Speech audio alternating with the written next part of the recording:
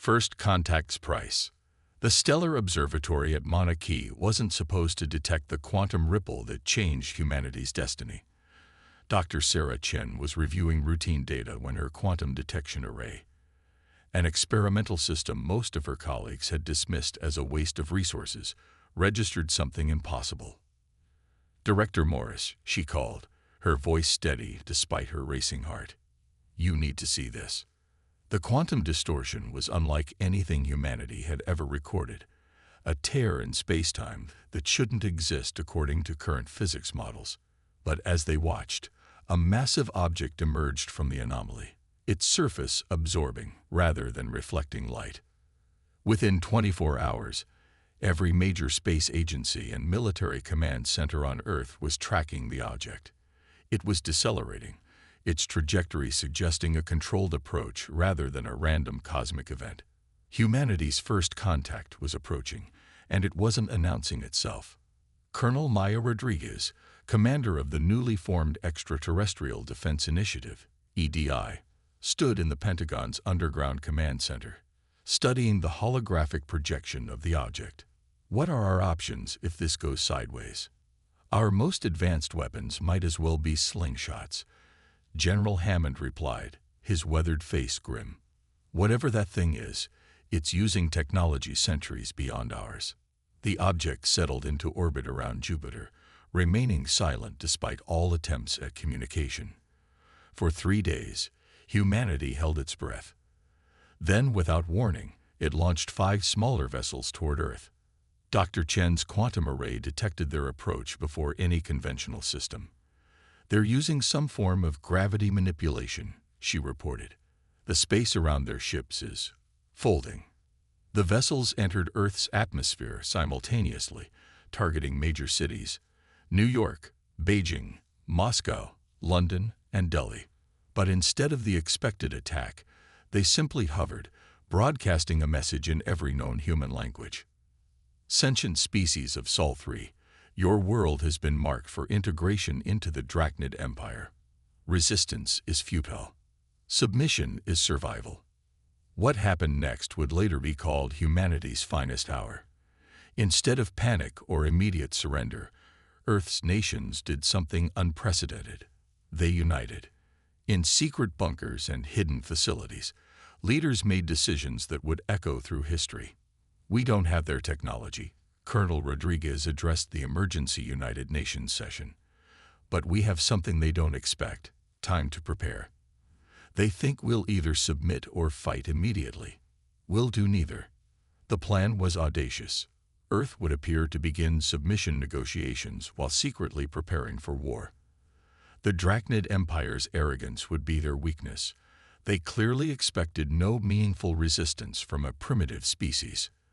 Dr. Chen's team was tasked with studying the quantum signatures of the alien vessels. "They're leaving traces," she explained to the Global Defense Council. "Their technology isn't magic. It's science we can understand and potentially counter." The aliens' demands were extensive but revealed crucial intelligence. They wanted Earth's resources, particularly its biological diversity and water. More importantly, they expected the process to take 5 Earth years, time they were giving humanity to prepare for integration. Colonel Rodriguez smiled when she heard this. 5 years to study their technology, analyze their tactics, and prepare our defenses. They have no idea what humans can accomplish when our backs are against the wall. The first year was crucial. While Earth's diplomats engaged in purposefully slow negotiations, Dr. Chen's team made breakthrough after breakthrough. The quantum ripples left by the alien ships provided insights into their propulsion and weapon systems. More importantly, they revealed a critical weakness. The Drachnid's technology was standardized, unchanging, suggesting a species that had stopped innovating. "They've had no real competition for so long. They've become predictable," Rodriguez observed. "That's an advantage we can exploit." Earth's apparent submission masked a planet-wide mobilization. Underground facilities were constructed, weapons were developed based on reversed-engineered alien technology, and a defensive grid was hidden throughout the solar system. The Drachnids watched with satisfaction as humanity appeared to comply with their demands, never suspecting that each diplomatic meeting was providing more intelligence, each demonstration of their technology offering new insights. As the first year drew to a close, humanity had already achieved what the Drachnids thought impossible, understanding the basic principles of their quantum technology. But Earth's greatest advantage wasn't technological, it was psychological. The Drachnids believed they were dealing with a primitive, fearful species. They would learn too late that they had awakened a sleeping giant. Dr. Chen stood with Colonel Rodriguez, watching the sunset from the underground base in the Rocky Mountains. "Do you think we can really beat them?" she asked.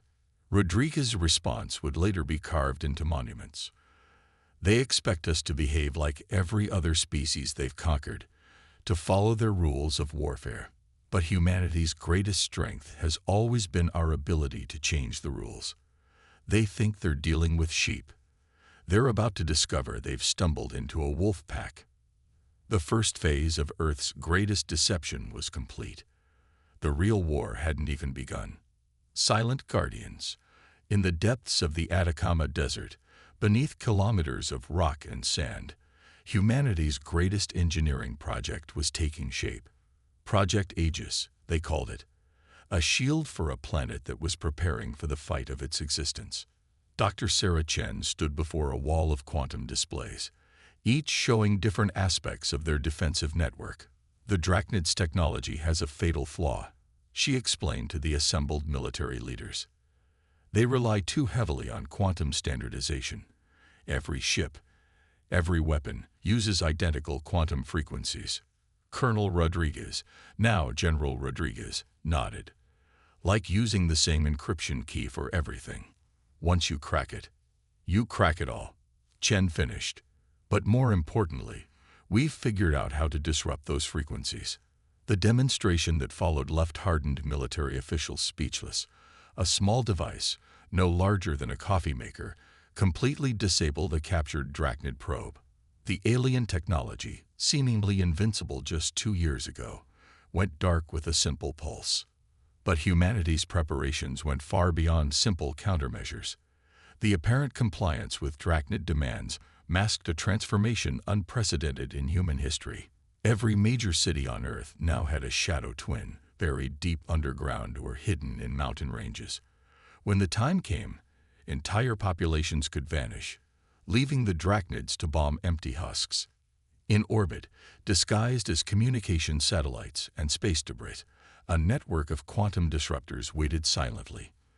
The moon's far side had become a vast shipyard, producing vessels that combined human ingenuity with reversed engineered Drachnid technology.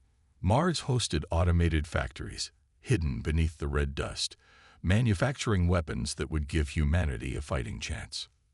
"The key," Rodriguez explained to the United Earth Defense Council, "is that we're not just copying their technology. We're improving it, adapting it to work in ways they've never imagined." The Drachnids' regular inspections of Earth's submission progress never detected these preparations. Human intelligence had mastered the art of showing their observers exactly what they expected to see, a primitive species struggling to adapt to their superior technology. In the Indian Ocean, submarines that could now dive deeper than ever before laid quantum mines along precise gravitational paths, the same paths the Drachnid ships would likely use based on their observed movement patterns. The asteroid belt became humanity's hidden fortress, with thousands of automated defense platforms disguised as ordinary space rocks. But Earth's greatest weapon wasn't technological, it was psychological. "They think they know us," Rodriguez told her staff during a crucial planning session. "They've watched our entertainment broadcasts, study our official histories. They think humans are predictable, divided, easy to conquer. They don't understand that humanity's greatest moments have always come when our backs are against the wall." Dr. Chen's team made another breakthrough in the third year. They didn't just understand Drachnid quantum technology. They'd surpassed it in several key areas. "They'd been using the same systems for centuries," she explained. "No innovation, no adaptation. We've had 3 years of desperate motivation and the entire human race working together. You'd be amazed what that combination can achieve. The Drachnid's regular progress inspections became opportunities for humanity to perfect their deception. Each visit was choreographed to reinforce the image of a struggling, primitive species. Meanwhile, in hidden facilities worldwide, soldiers trained with weapons that could actually harm Drachnid ships. Scientists refined technologies that would turn the aliens' standardized systems against them. Underground cities grew, connected by high-speed transit systems that could evacuate entire populations in hours. The moon's hidden shipyards produced vessels that looked primitive on the outside, but carried weapons and defenses the Drachnids wouldn't expect. Every asteroid, every piece of space debris, could potentially be part of Earth's defense network. 4 years into the submission period, humanity was ready. The trap was set. Every apparent weakness was a carefully crafted deception. Every seeming vulnerability masked a deadly surprise. In her private moments, Rodriguez sometimes questioned their chances. Then she remembered the determination she sought every day. In the scientists working around the clock, in the soldiers training for battles unlike any in human history, in the civilians preparing for their roles in humanity's greatest deception. We're not just fighting for survival, she told Chen during a rare quiet moment. We're fighting to show the galaxy something it's forgotten. That true strength isn't about having the most advanced technology or the biggest fleet. It's about never giving up, about finding ways to win even when victory seems impossible. Chen smiled, looking at the quantum display showing their hidden defenses scattered throughout the solar system. The Drachnids think they're the hunters, she said. They don't realize they're walking into humanity's greatest ambush. As the 5th year began, Earth waited. The trap was set. The defenders were ready. Humanity prepared to teach the galaxy's greatest empire a lesson about underestimating primitive species. The real war was about to begin, and Earth's silent guardians were ready to reveal themselves. The Empire's mistake. The Drachnid invasion fleet emerged from quantum space exactly where Earth's defenders predicted they would. 5,000 ships, each larger than Earth's tallest skyscrapers, their crystalline hulls reflecting the sun's light like artificial stars. To the Empire, it was a standard conquest formation. To humanity, it was proof that their adversaries were as predictable as they'd hoped. General Rodriguez stood in the hidden command center beneath Mount Everest, watching the holographic display of the approaching fleet. Time to show them why you should never give your prey time to prepare, she said, her voice carrying across the silent command center. Execute Operation Checkmate. The first phase of humanity's counterattack was invisible.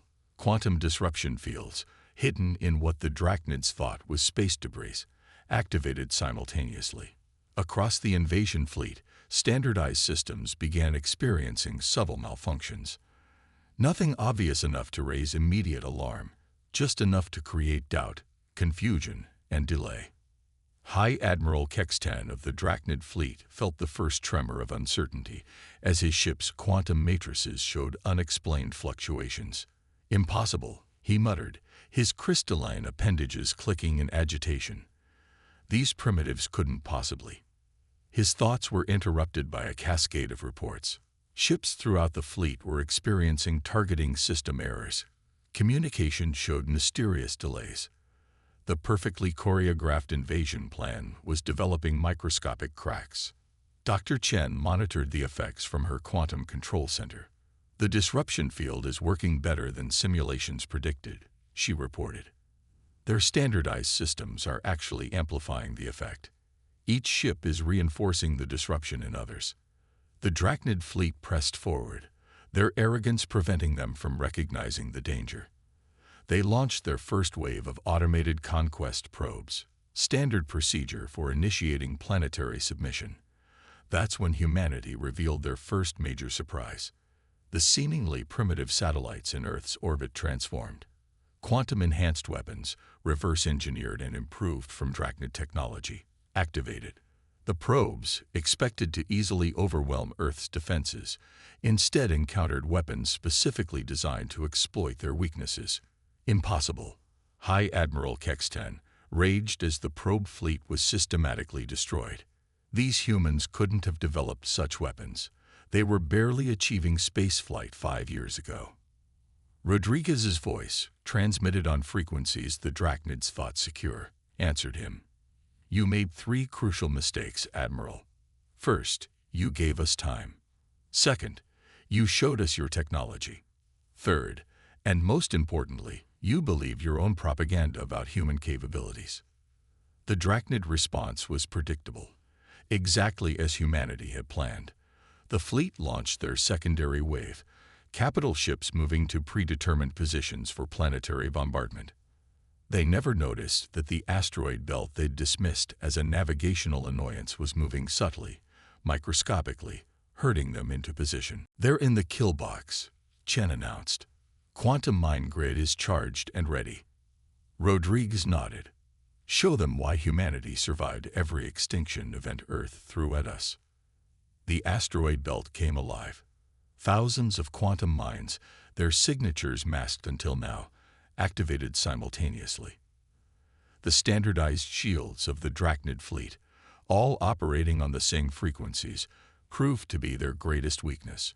Each detonation created a cascade effect, overwhelming shield systems that had never been designed to handle weapons reverse-engineered from their own technology.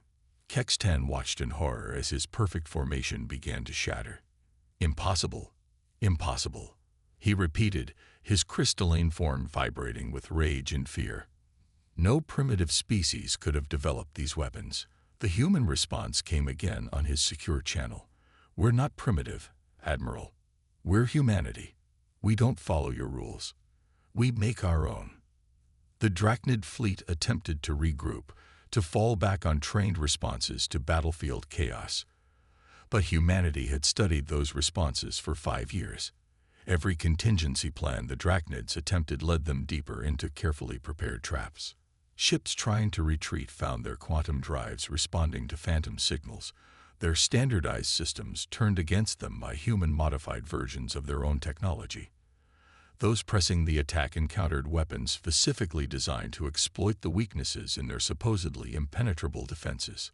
From hidden bases on Mars and the Moon, human ships emerged, vessels that appeared primitive on first scan, but carried weapons and defenses evolved beyond anything the Drachnids had developed in centuries of stagnant technological supremacy. Your Empire's greatest weakness, Rodriguez's voice echoed through the Drachnid command channels, is that you stopped evolving. You thought you'd reached the peak of possible development. Humanity never makes that mistake. We never stop adapting, never stop improving. As the first day of battle drew to a close, the mighty Drachnid invasion fleet was in chaos. A third of their ships were disabled or destroyed. Their perfect formations were shattered. Their standardized tactics had been turned against them. And this was just the beginning. In the Mount Everest Command Center, Rodriguez turned to Chen. Signal all commands. Initiative Phase 2.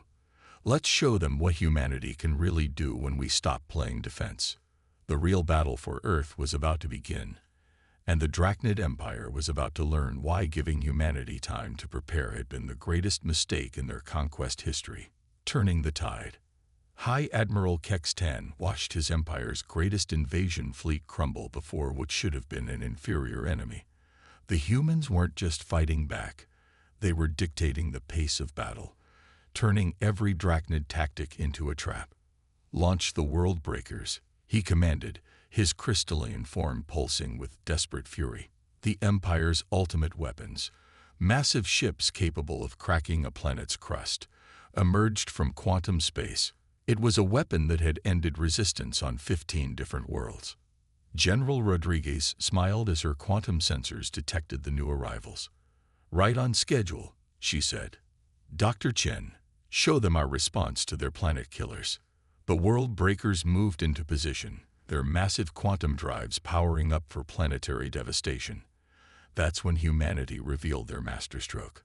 Hidden quantum transmitters across the solar system activated simultaneously, broadcasting on frequencies identical to the world breakers' control systems. Sir, a Drachnid officer's panic cut through the command channel. The world breakers, they're receiving conflicting commands. We've lost control. Chen's team had spent 2 years studying the quantum signatures of Drachnid control systems. Now, humanity's improved version of their technology turned the Empire's greatest weapons into useless hulks, their standardized systems paralyzed by competing signals they couldn't ignore or override. "You rely too much on automation," Rodriguez's voice taunted across the Drachnid command channels. "Humanity learned long ago that there are times when you need a human hand on the controls." From behind Mars, Earth's true fleet emerged. Ships that combined human innovation with enhanced Drachnid technology, crewed by pilots who had trained for 5 years for this moment. Unlike the automated Drachnid vessels, these ships could adapt, improvise, surprise. "All units, execute Operation Thunderbolt," Rodriguez commanded. The human fleet split into seemingly chaotic patterns, movements no Empire tactical computer could predict because they didn't follow any standard military doctrine. Kextan watched in horror as his mighty fleet was picked apart by vessels that should have been technologically inferior. Human ships attacked from impossible angles, using maneuvers that defied traditional space combat tactics. Their weapons combined Drachnid quantum technology with human unpredictability, creating effects the Empire's defensive systems couldn't counter. "How?" he demanded, broadcasting on all frequencies. "How did you advance so far in mere years?" The answer came from Dr. Chen herself. "Because you gave us something no other species had, our reason to unite. Humanity's greatest achievements have always come from our need to survive against overwhelming odds." The battle spread across the solar system. Human ships led Drachnid pursuers into carefully prepared ambushes. The asteroid belt became a killing ground, with automated weapons platforms revealing themselves at precisely calculated moments. Even space itself seemed to fight for Earth, with quantum mines creating gravitational distortions that shattered Drachnid formations. In a desperate gambit, Kextan ordered his remaining ships to target Earth's population centers. The Empire's sensors showed cities full of helpless humans, perfect targets for orbital bombardment. The Drachnid weapons fired, their energy beams powerful enough to vaporize continents. But when the smoke cleared, they found only empty shells. Holographic projectors shut down, revealing that the cities had been evacuated long ago. Underground, in vast shelters built during the 5 years of preparation, humanity watched and waited. "Did you really think," Rodriguez broadcast, "that we'd leave our people exposed? We've had years to prepare, Admiral. Years to build, to plan, to transform our entire civilization into a weapon you couldn't possibly understand." The Empire's mighty fleet was now caught in Earth's ultimate trap. Their rigid tactical doctrine, unchanged for centuries, had no protocols for this kind of warfare. Every retreat was blocked. Every advance led to disaster. Their standardized technology, once their greatest strength, had become a critical weakness that humanity exploited mercilessly.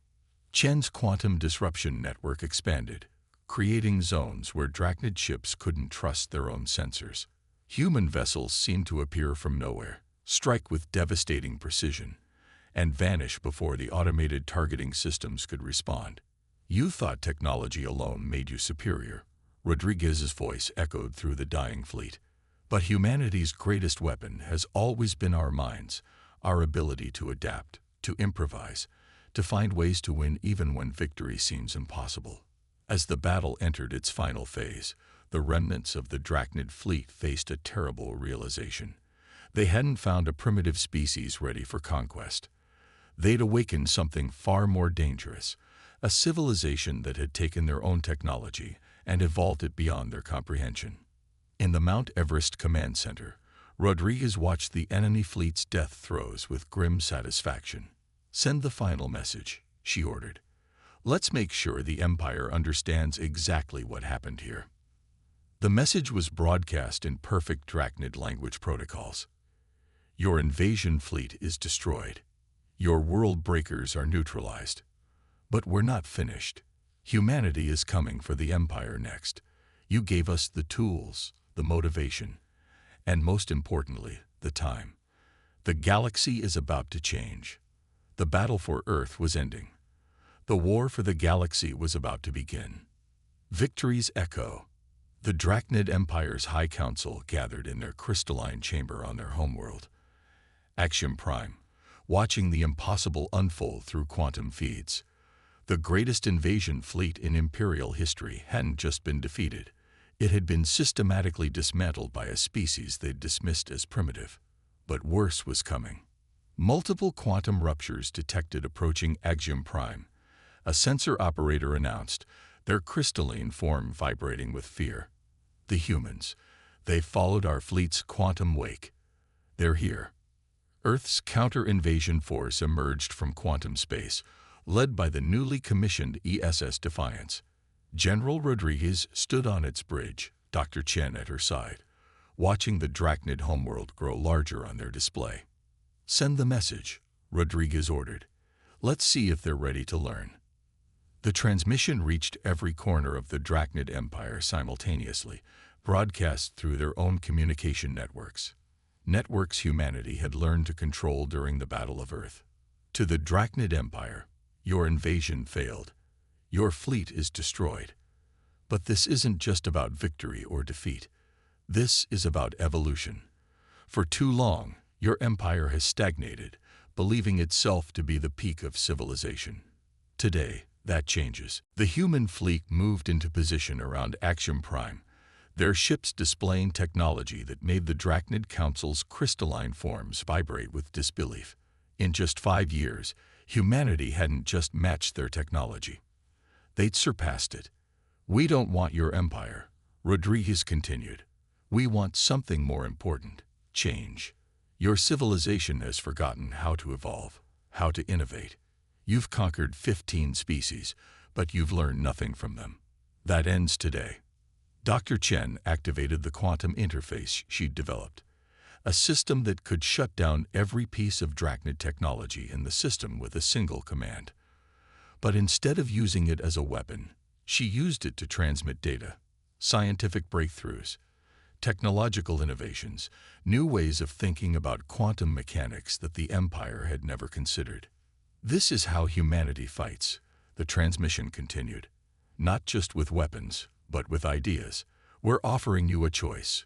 Evolve or fade into history. Join us in pushing the boundaries of what's possible, or watch as we reshape the galaxy without you. The Drachnid High Council, faced with undeniable proof of their civilization's stagnation, made the first truly new decision in centuries. They chose to learn. What followed would be known throughout the galaxy as the Great Awakening. Human scientists worked alongside Drachnid engineers, teaching them not just new technology, but new ways of thinking. The Empire's rigid hierarchies began to crack, replaced by systems that valued innovation over tradition. The 15 conquered species were freed, but many chose to stay, attracted by the new era of cooperation and advancement. The Drachnid Empire transformed into the Galactic Concordat, a federation of species united not by conquest, but by the shared pursuit of knowledge and progress. 1 year after the Battle of Earth, Rodriguez and Chen stood in the newly established Concordat Council chamber, watching representatives from dozens of species debate the future of galactic civilization. Did you ever think it would end like this? Chen asked, gesturing to a group of Drachnid scientists eagerly discussing quantum theory with human colleagues. Not just victory, but this. Rodriguez smiled. Humanity's greatest strength was never our ability to fight, she replied. It was our ability to imagine something better, and then make it real. We didn't just beat the Empire, we showed them a better way to exist. The quantum arrays that had once coordinated invasion fleets now connected a network of scientific institutions across the galaxy. The standardization that had been the Empire's weakness became a strength when applied to collaborative research and development. Species that had once feared each other now worked together, combining their unique perspectives to solve problems that none could tackle alone. We received another transmission from the Andromeda Galaxy, Chen mentioned. They've been watching us. Apparently, we're not the only ones who needed to learn these lessons. Rodriguez nodded, watching as a former Drachnid world breaker, now converted into an exploration vessel, prepared for its maiden voyage. Then we'll be ready for them too, not as conquerors or victims, but as teachers. That's humanity's real victory. We didn't just survive, we showed the galaxy how to thrive. In the centuries that followed, the story of Earth's resistance would be told throughout the galaxy, not as a tale of military triumph, but as the moment when the universe learned a crucial truth. True strength lies not in the power to conquer, but in the courage to change. The quantum ripples from humanity's victory continued to spread, touching distant galaxies and ancient civilizations. The message was clear: the age of conquest was over. The era of evolution had begun. And it all started because an empire made the mistake of giving humanity time to prepare. Time that changed not just Earth, but the destiny of all intelligent life in the galaxy.